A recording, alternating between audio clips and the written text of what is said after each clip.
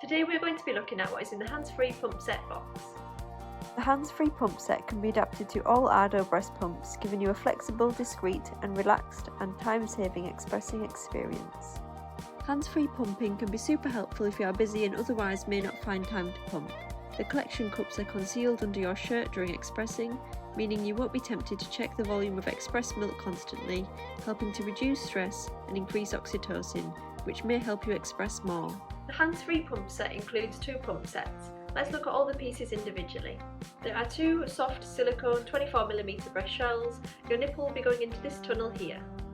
We also have here 2 lightweight 180ml collection cups, 2 membranes, 2 valve bases with funnels, 2 lip valves, 2 membrane caps, 2 tubes as well as the tube connectors. If you want to learn more about assembling the hands-free pump set, just click the link in the description below. It is so important to use the correct breast shell size. Pumping should be comfortable. Having the correct size will help maximise what you express.